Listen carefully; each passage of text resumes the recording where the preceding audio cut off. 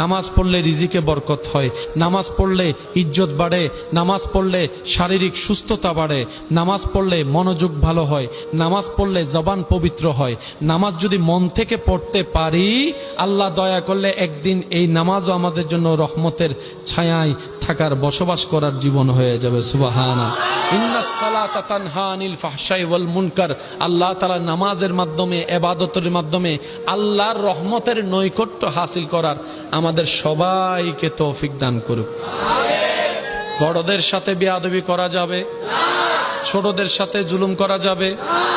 যখন আপনি আমি বেয়াদবি করি, নিজের রহমত কমাই ফেলি।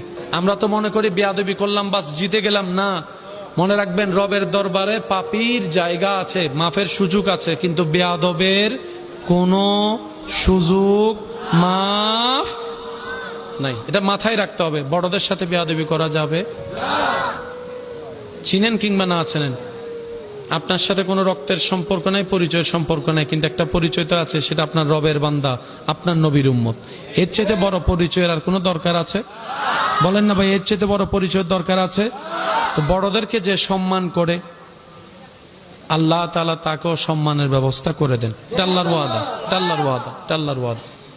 যে অন্যের মুখে হাসি ফুটায়, আল্লাহ তাআলা তার জীবনে শান্তি আনবেন, এটা আল্লাহর ওয়াদা।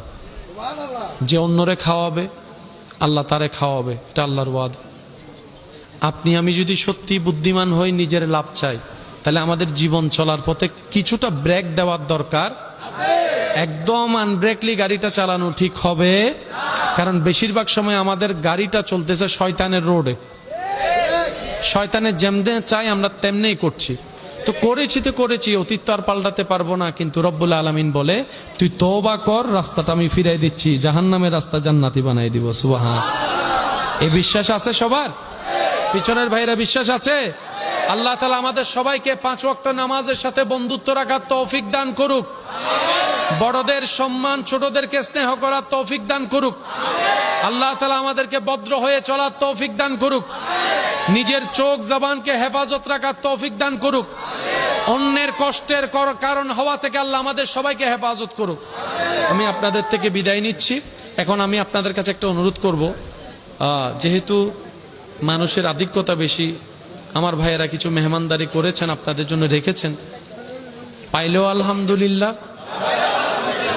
কেউ তো কোনো কষ্ট রাখবেন না ইনশাল্লাহ। না তো আমি ইনশাল্লাহ, আমার ভাইজান আছে, বাকি কার্যক্রম করবে। আমি শুধু সবার মুখে আমার রবের জিকিরটা একটু শুনতে চাই। যার যত শক্তি আছে ফুল ভলিউমে একবার বলেন সুবহানাল্লাহ। এমন ভাবে বলতে হবে যেভাবে বলে আপনার শান্তি লাগবে।